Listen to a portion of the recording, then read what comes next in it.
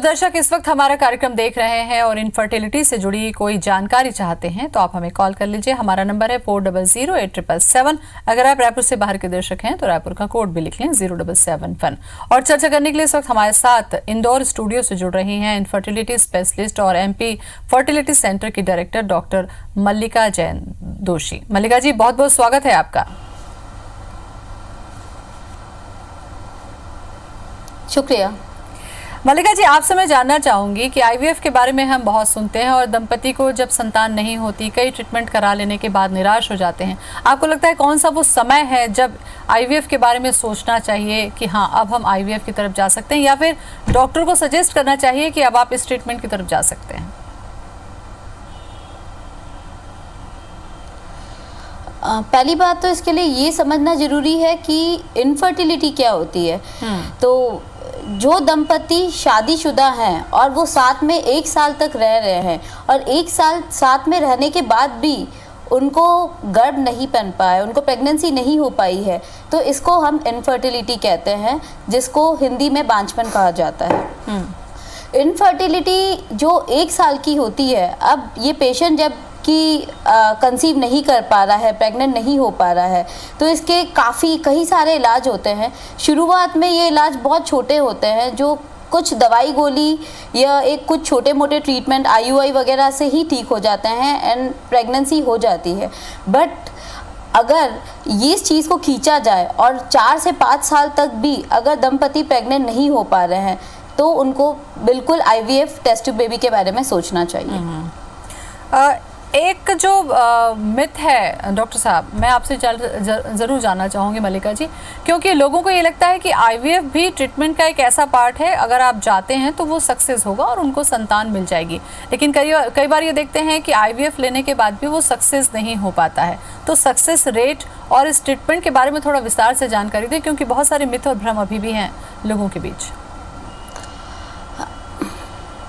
आपका कहना बिल्कुल सही है। ये बहुत बड़ी मिथ है कि एक्चुअली IVF क्या होता है, उसके लिए पहले ये समझना होगा। टेस्ट ट्यूब बेबी, जिसे लेमैन लैंग्वेज में कहा जाता है, टेस्ट ट्यूब बेबी में हम जो फीमेल, जो औरत प्रेग्नेंट नहीं हो पा रही है, उसके अंडों को बाहर निकालते हैं, हस्बैंड से उनके शुक्राणु को लेते हैं, अंडों और शुक्राणु को हम मिलाते हैं, उससे हम बच्चा बनाते हैं और उस बच्चे को हम फिर से बच्चेदानी में डाल देते हैं ताकि वहाँ वो इम्प्लांट हो जाए, वहाँ से जुड़ जाए और प्रेगनेंसी हो जाए। लेकिन फिर भी IVF की सक्सेस रेट 100% नहीं है। ये इसलिए नहीं है कि इसमें भी बहुत सारे फैक्टर्स होते हैं जो बीच में आते हैं। IVF की जो overall success rate through out world, India में, अमेरिका में, यूरोप में, आप जहाँ भी चले जाएं, अच्छे से अच्छे IVF सेंटर में सक्सेस रेट 40 to 50% ही पाई गई है। इसका रीज़न बहुत सारे होते हैं। एंडोमेट्रियल प्रॉब्लम्स होती है, एम्ब्रियो प्रॉब्लम्स होती है, एबनॉर्मलिटी ऑफ एम्ब्रियोज, बहुत सारी चीज़ें होती है जो शायद लेमैन नहीं समझ पाते। लेकिन ये है कि 100% सक्सेस रेट इसमें पॉसिबल ही नहीं है। और पेशेंट जब हमारे पास आता है तो पहली बार उसको लगता है कि बस हम लोग टेस्ट ट्यूब बेबी करवा रहे हैं तो 100% सक्सेस तो हो ही जाएगा। बिल्कुल, इसीलिए मैंने ये सवाल आपसे किया था। नहीं हो पाता है क्योंकि आज अगर हमसे 100 पेशेंट करवा रहे हैं, एक कॉल हम ले लेते हैं मल्लिका जी। तो 100 पेशेंट करवा रहे हैं, उसमें 40 से 50 ही सक्सेस हो पाते हैं। चलिए कॉल ले लेते हैं। हरीश हमारे साथ में जुड़ चुके हैं रायपुर से। हरीश, स्वागत है, सवाल पूछ लीजिए। हाँ मैडम, मैं रायपुर छत्तीसगढ़ से हरीश साहू बोल रहा हूँ। मैडम जी बोलिए। मैडम, मेरी उम्र जो है अभी 35 वर्ष है। जी हाँ हरीश बोलिए। हाँ। और मेरी जो पत्नी है उसकी उम्र अभी, उसका भी 36 साल के है। हमने 2 बार IVF करवा लिया है मैडम। मैं शुगर पेशेंट हूँ और वो नहीं है, तो IVF हमारा 2 बार करवाया, दोनों बार हमारा सक्सेस नहीं हुआ। तो मैं ये जानना चाह रहा था कि हमको क्या करना चाहिए अभी। देखिए, पहली बात मैं आपसे पूछना चाहूँगी, जो आपने IVF करवाया था वो आपने अपने खुद के एम्ब्रियोज से करवाया था कि आपने डोनर एम्ब्रियोज लिए थे, यानी कि शुक्राणु और अंडे आपके खुद के थे? नहीं, कि बाहर से लिए? हाँ, खुद का था मैडम। जी हाँ, तो ये अगर आपकी पहली बात आपको डायबिटिक है और दूसरी बात आपके 2 IVF साइकिल्स अनसक्सेसफुल रही है, तो ऐसा नहीं है कि तीसरी आईवीएफ साइकिल आप करवाएंगे वो सक्सेसफुल नहीं हो सकती, बट उसके लिए मैं आपको सजेस्ट करूंगी कि तीसरी आईवीएफ साइकिल में आप एग और शुक्राणु दोनों आप बाहर से लें, जिसको डोनर एग, डोनर शुक्राणु, जिससे डोनर एम्ब्रियो कहा जाता है, डोनर एम्ब्रियो ले, उससे सक्सेस के चांसेस स्पेशली आपके केस में बहुत ज़्यादा हैं। आगे चलते हैं, चर्चा इसको थोड़ी सी आगे बढ़ाते हैं मल्लिका जी, क्योंकि आईवीएफ देखिए जैसा कि आपने बताया कि सक्सेस रेट जो है 40 से 50% है। ऐसे में इसकी जो कीमत होती है वो बहुत ज़्यादा होती है। फिर लोगों के मन में एक बार दो बार जब सक्सेस रेट नहीं मिलती है तो पैसा भी लगा चला जाता है और थोड़ा सा डिप्रेशन भी आ जाता है। रेट इसका क्यों इतना ज़्यादा कॉस्टली है, और आप लोग जो अपने सेंटर में करते हैं क्या वहाँ भी इसी तरीके का हाई रेट है? पहली बात तो मैं बताऊंगी इसकी रेट इसलिए इतनी कॉस्टली है बिकॉज आज एक जिंदा चीज़ को हम हमारे सेंटर पे बना रहे हैं। जो भी आईवीएफ सेंटर्स हैं वो अपने सेंटर पे एक जिंदा चीज़, एक बच्चा जो नेचुरली नहीं बन पा रहा है उसको हम बना रहे हैं। तो आप समझ सकते हैं कि उसकी कॉस्ट कितनी हाई होगी। उसकी जो मशीनरीज होती है, उसमें जो मीडियाज़ यूज़ होते हैं उस बच्चे को बनाने के लिए, उसको 3 से 5 दिन तक पालने के लिए, जो एम्ब्रोलॉजिस्ट यूज़ होता है, जो एनेस्थेटिस्ट यूज़ होता है, जो इंजेक्शंस यूज़ होते हैं, इंजेक्शन की कॉस्ट, जो रिकॉम्बिनेंट इंजेक्शंस आजकल यूज़ किए जाते हैं जिनको हार्मोन्स के नाम से कहते हैं हम, FSH LH, ये हार्मोन्स की कॉस्ट इटसेल्फ बहुत ज़्यादा होती है। तो इसलिए ये कॉस्टिंग बहुत ज़्यादा बढ़ जाती है। और दूसरी बात, हमारे सेंटर पे स्पेशली हम इस चीज़ का बहुत ज़्यादा ध्यान रख रहे हैं। रीज़न इज़ हम समझ पा रहे हैं कि आज काफ़ी दंपति ऐसे हैं जो सिर्फ कॉस्ट की वजह से आज प्रेगनेंसी नहीं हो पा रही है उनको, वो आज इनफर्टिलिटी से पीड़ित हैं। हमने एक स्टैंडर्डाइज, हम चाहते हैं इस चीज़ को हम स्टैंडर्डाइज करें और एक कम से कम कॉस्ट में इस ट्रीटमेंट को हर गरीब से गरीब अनअफोर्डिंग इंसान तक इस ट्रीटमेंट को हम पहुंचा सकें। चलिए एक कॉल ले लेते हैं। ज्योति तिवारी जुड़ चुकी हैं रीवा से। ज्योति, स्वागत है आपका, बताएं क्या सवाल है? आप मुझे सुन रही हैं? संपर्क लगता है टूट गया। डॉक्टर साहब, ये जो पूरा पीरियड होता है आईवीएफ का, इसमें वक्त कितना लगता है, और क्या एक आईवीएफ होने के बाद दूसरे आईवीएफ प्लान करने में कोई समय सीमा तय होती है कि इतने समय के बाद आप दोबारा आईवीएफ पे जा सकते हैं? हमारे साथ इंदौर से बनी हुई है हमारे आज के मेहमान डॉक्टर मल्लिका जैन दोषी। डॉक्टर मल्लिका, ये जो आईवीएफ का पूरा ट्रीटमेंट होता है इसमें वक्त कितना लगता है?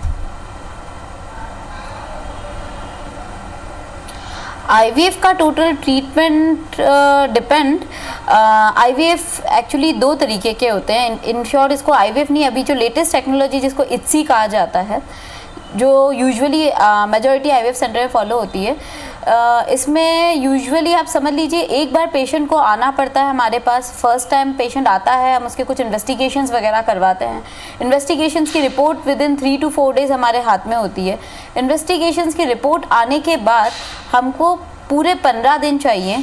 उन 15 डेज़ में हम पूरी आईवीएफ साइकिल कंप्लीट कर देते हैं जी। और साइकिल 2 टाइप की होती है। कुछ महिलाएं होती है जिनके अंडे नहीं बन पा रहे हैं, तो जिसके केस में हमको डोनर की ज़रूरत पड़ती है। तो डोनर साइकिल जो होती है, डोनर एग विथ खुद के शुक्राणु हस्बैंड के, वो वाली साइकिल भी 15 दिन की ही होती है। और जो नॉर्मल साइकिल होती है जो खुद के अंडाणु और शुक्राणु के साथ होती है, वो भी 15 दिन की ही होती है। जी, एक कॉल ले लेते हैं। संध्या जुड़ चुकी है सोनीपत से। संध्या, स्वागत है, आप सुन पा रही हैं मुझे, तो सवाल करिए। हाँ जी, नमस्कार मैम। हाँ नमस्कार, बोलें। हाँ जी मैम, मुझे ये पूछना है कि आज मेरा बेटा 10 साल का हो गया और दूसरी संतान नहीं हो पाई है मुझे आज तक। कोई ट्रीटमेंट करवाया इसके बाद में? कोई जांच करवाई थी बीच में आपने? नहीं डॉक्टर साहब, मैंने एक्चुअली जो बेटा मेरा हुआ था घर पे ही हुआ था। अच्छा। तो ये गांव के इलाके में मैं रहती, तो वहाँ पे दाई वगैरह ही करती है। जब से मेरा ये बेटा हुआ उसके बाद से मेरे को कोई मतलब दूसरी संतान नहीं, और 2 बारी मेरा मिसकैरेज हो चुका है वैसे तो। अच्छा। और एक मुझे यूरिन प्रॉब्लम बहुत है, मतलब मिनट में मुझे टॉयलेट बहुत आता है। एज क्या है आपकी मुझे... संध्या जी? एज? हाँ जी, एज क्या है, उम्र क्या है? बेटे के एज? हाँ जी, मेरा बेटा 10 साल का है और मैं 35 की तो करीबन हूँ। ठीक है डॉक्टर साहब, आप सुन पा रही हैं? अच्छा, आपके बेटे के होने के बाद आपको 2 मिसकैरेजेस हुए हैं कि बेटे के होने के पहले? वो भी काफी टाइम बाद दिन चढ़े थे। हाँ जी, 2 बारी हो चुके हैं। बेटे के होने के बाद? हाँ जी, हाँ जी। अच्छा, ये बेसिकली मोस्ट प्रोबेबली आपका केस जिसको सेकेंडरी इनफर्टिलिटी कहा जाता है। सेकेंडरी इनफर्टिलिटी मतलब एक बार आप प्रेग्नेंट हो चुकी हैं और आपको बच्चा हो चुका है और उसके बाद आपकी प्रेगनेंसी हो नहीं पा रही है। तो इस ऐसे केसेस में बेसिकली बहुत सारे रीजंस होते हैं। अभी आपके केस में स्पेशली जो एज है वो मुझे सबसे बड़ा फैक्टर लग रहा है, और एज के अलावा जो दूसरे फैक्टर्स हैं, हो सकता है ट्यूबल ब्लॉकेज हो, बिकॉज आपके 2 अबॉर्शंस हो चुके हैं तो उसमें ट्यूब ब्लॉक हो सकती है, या फिर सबसे बड़ा कॉज जो इंडिया में होता है ट्यूबरक्लोसिस, टीबी की वजह से भी ट्यूब ब्लॉक हो जाती है। कोई भी रीज़न हो सकता है, पर उसके लिए आपको कुछ इन्वेस्टिगेशंस करवाने पड़ेंगे, फिर ही एग्जैक्टली बता पाएंगे कि क्या कारण हो सकते हैं। बट बिल्कुल इसका भी इलाज टेस्ट ट्यूब बेबी है, बिल्कुल आप भी टेस्ट ट्यूब बेबी से कंसीव कर सकती हैं। बिल्कुल डॉक्टर साहब, यही सवाल मैं आपसे पूछना चाह रही थी कि क्या ऐसी कंडीशन में आईवीएफ जो है वो एक अच्छा उपाय हो सकता है? बिल्कुल, आईवीएफ एक बहुत अच्छा उपाय है, और बाय चांस 3 से 5 साल आपकी शादी को हो गए हैं और आप प्रेग्नेंट नहीं हो पा रहे हैं, you should straight away go for IVF. एक लोगों के मन में आईवीएफ को लेकर थोड़ा सा भ्रम की स्थिति है। जो दूसरा पॉइंट ऑफ व्यू है उसे मैं आपसे जानना चाहूँगी कि लोगों को लगता है कि अगर आईवीएफ से प्रेगनेंसी हुई है तो वो सामान्य जो ग्रोथ है, वो सामान्य जो शिशु रहता है उससे थोड़ा सा अलग होता है। क्या वो अपना होता है या नहीं होता है, क्योंकि टेस्ट ट्यूब बेबी जुड़ जाता है इसके साथ में। तो इस तरीके से जानकारी की कमी होने की वजह से बहुत सारी भ्रम की स्थिति भी होती है। मुझे लगता है कि आप इस बारे में भी जानकारी ज़रूर दें। बिल्कुल, पहला क्वेश्चन जो आपने पूछा कि बच्चा एबनॉर्मल होता है क्या, तो ये बिल्कुल गलत बात है। इसकी बच्चे की नॉर्मल होने के चांसेस इतने ही हैं जो कि उस कपल के, अगर नॉर्मल कोई प्रेगनेंसी होती है, खुद से प्रेगनेंसी नेचुरली रह जाती है, उस बच्चे में जितने नॉर्मल उसके नॉर्मल होने के जितने चांसेस है उतने ही नॉर्मल होने के टेस्ट ट्यूब बेबी के बच्चे के चांसेस हैं। अगर आपके जीन्स में कोई प्रॉब्लम है, कोई एबनॉर्मलिटीज़ हैं, तो वो आपकी नेचुरल प्रेगनेंसी में भी बच्चा एबनॉर्मल निकल सकता है, और अगर एबनॉर्मलिटी है तो of course test tube baby में भी बच्चा एबनॉर्मल निकलेगा।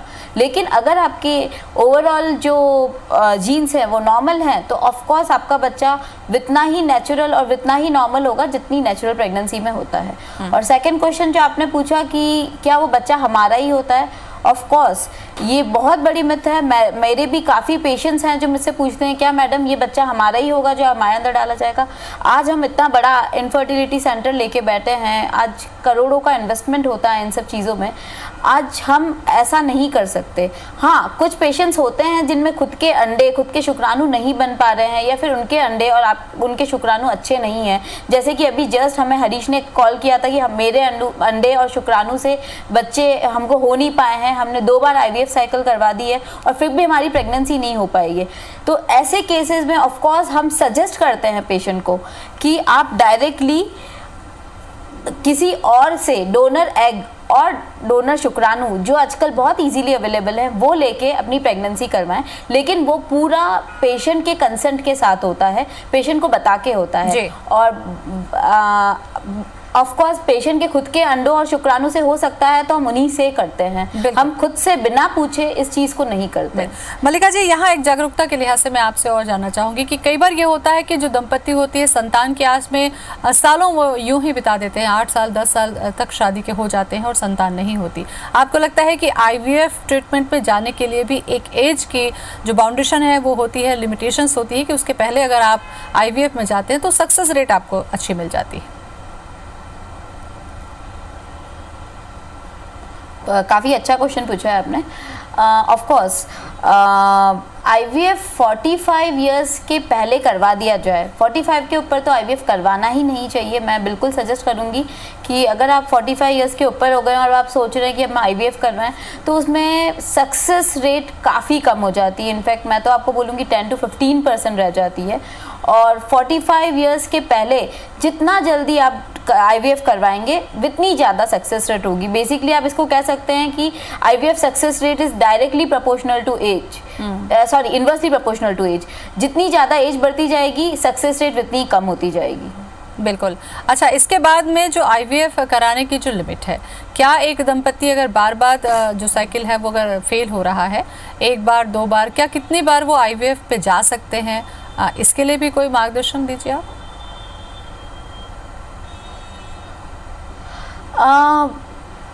बेसिकली ऐसा है कि कराने वाले तो 5 बार भी करवाते हैं एंड इसका बेसिकली हर सेंटर कौन इसको कैसे प्रोसेस कर रहा है उस पर बहुत डिपेंड करता है।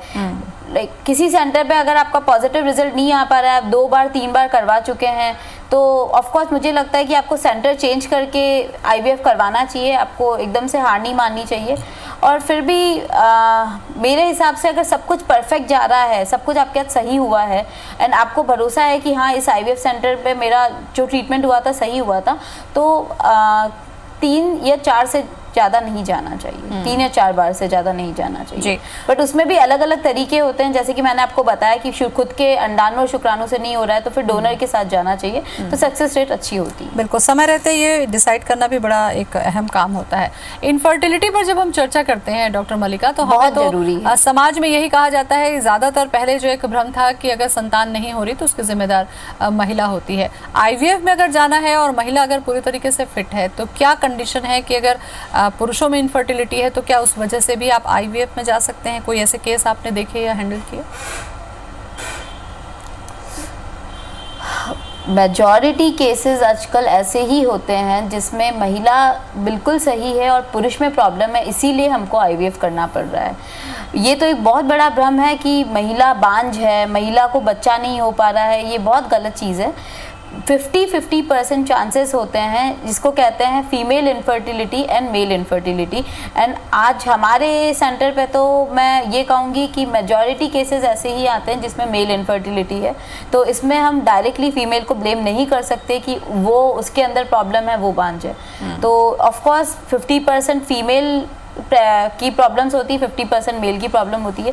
कुछ केसेस ऐसे होते हैं कि ऑफ कोर्स मेल की प्रॉब्लम बिल्कुल नहीं है, it's only because of female infertility हो रही है। और कुछ केसेस ऐसे होते हैं जिसमें फीमेल एकदम प्रॉपर है, उसके सारे इन्वेस्टिगेशन सही हैं, ओवरीज अच्छी है, यूट्रस अच्छा है, बट मेल की प्रॉब्लम है, शुक्राणु की संख्या की कमी है, एब्नॉर्मलिटी है, इस वजह से बच्चे नहीं हो पा रहे हैं। तो बिल्कुल हम इसको 50-50 में डिवाइड कर सकते हैं। डॉक्टर मल्लिका, अगर हम समय की बात करें, आज के समय में मेडिकल साइंस ने बहुत ज़्यादा तरक्की की है, बहुत सारे ट्रीटमेंट के ऑप्शन भी हैं, लेकिन हम ये देखते हैं कि इनफर्टिलिटी के मरीज़ भी ज़्यादा से ज़्यादा हमको देखने मिल रहे हैं। तो क्या ये मेडिकल सेंटर तक पहुँच रहे हैं इसलिए हमें देखने को मिल रहे हैं, या हमारी लाइफस्टाइल या आज का जो समय है उस वजह से इनफर्टिलिटी के जो केस हैं वो ज़्यादा हो रहे हैं? क्या देख पा रही हैं आप?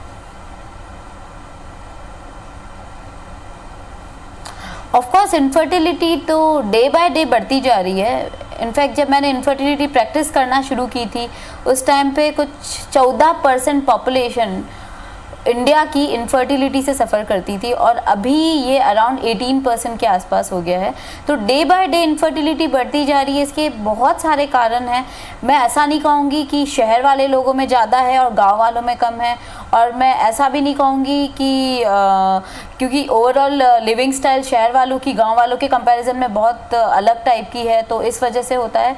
इसमें बहुत मल्टीपल फैक्टर्स हैं जिस वजह से इनफर्टिलिटी नहीं हो पाती है, और इसमें इक्वल रेशियो है, गांव में भी इनफर्टिलिटी देखी जा रही है और शहरों में भी इनफर्टिलिटी देखी जा रही है। क्या मेजर जो रीजन है वो दिखते हैं आपको? अपनी जो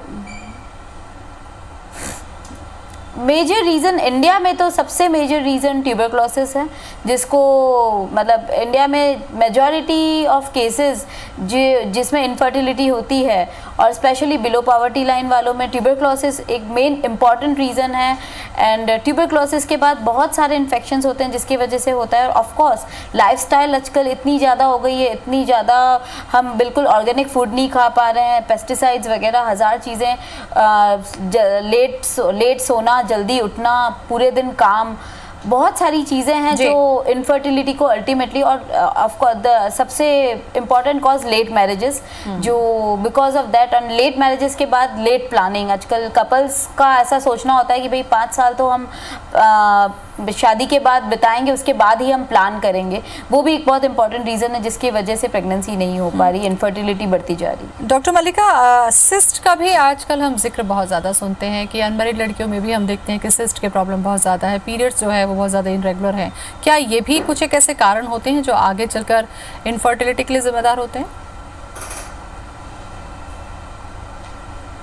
आप सिस्ट की बात कर रही हैं? जी, सिस्ट की बात कर रही हूँ, और पीरियड जो cyst की लड़कियों बात में कर रही या हैं? महिलाओं में इरेगुलर होते हैं उसके बारे में। Cyst polycystic PCOD. जी। पीसीओडी की वजह से प्रॉब्लम होती है, बट पीसीओडी कोई बहुत मेजर कॉज नहीं जिसका ट्रीटमेंट नहीं हो।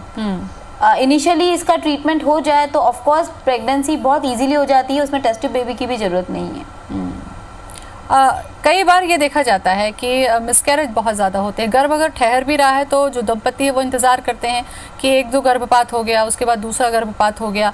क्या बार बार अगर गर्भपात हो रहा है तो इसको भी जाकर जांच कराने की ज़रूरत है कि हो सकता है अंदर शरीर में किसी तरीके की कोई कमी हो या कोई दोष हो सकता है? बहुत ज़रूरी है, बिल्कुल बिल्कुल, आपका क्वेश्चन बहुत सही है। अगर बार बार मिस्ड अबॉर्शन जिसको कहा जा रहा है, बार बार अबॉर्शन हो रहा है, प्रेगनेंसी हो रही है और बार बार, तो अबॉर्शन कौन से मंथ में हो रहा है वो बहुत इंपॉर्टेंट है। पहले 3 महीने में, जिसको फर्स्ट ट्राइमेस्टर कहा जाता है, उसमें अगर आपका अबॉर्शन हो रहा है तो इसका मतलब डेफिनेटली जो भ्रूण अंदर बन रहा है, जो एम्ब्रियो बन रहा है, वो एबनॉर्मल है। मेजॉरिटी ऑफ केसेस में नेचर ही ऐसे एम्ब्रियोज को आगे नहीं बढ़ने देती है और इस वजह से अबॉर्शंस हो जाते हैं। पहले 3 महीने वाले अबॉर्शंस की बात कर रही हूँ, और 3 महीने के ऊपर जो प्रेगनेंसी बढ़ी है और वो अगर अबॉर्ट हो रही है तो उसमें मेजॉरिटी प्रॉब्लम्स यूट्रस की होती है, बच्चेदानी की, कि बच्चादानी उस बच्चे को पकड़ नहीं पा रही है। वो बच्चा जैसे जैसे उसका वजन बढ़ता जा रहा है तो बच्चादानी उसको सह नहीं पा रही है, वो एक इम्पॉर्टेंट रीज़न होता है। बट मेजॉरिटी जो अबॉर्शंस होते हैं वो फर्स्ट 3 मंथ्स में होते हैं, एंड उसका मेन रीज़न यही है कि भ्रूण एबनॉर्मल है। तो उस टाइप के सिनेरियो में हम सजेस्ट करते हैं पेशेंट को कि इसके बाद अगर फर्स्ट 3 मंथ्स में आपका अबॉर्शन होता है तो उस भ्रूण की आप कैरोटाइपिंग कराएं, जिससे पता चल जाए कि कोई एबनॉर्मलिटी है कि नहीं है। और ऑफ कोर्स इन्फेक्शन, बहुत सारे इन्फेक्शंस ऐसे होते हैं, टॉर्च वगैरह, जिसकी वजह से कारण का पता करना बेहद जरूरी है। जो आपने कहा मैं समझ पाई डॉक्टर मल्लिका, क्योंकि घर पे बैठे इंतजार करने से बेटर है कि आप डॉक्टर से कंसल्ट करें। बहुत अहम जानकारी आपने दी, बहुत बहुत शुक्रिया आपका। और इसी के साथ हमारे खास कार्यक्रम में आज बस इतना ही। मुझे दें इजाजत, नमस्कार।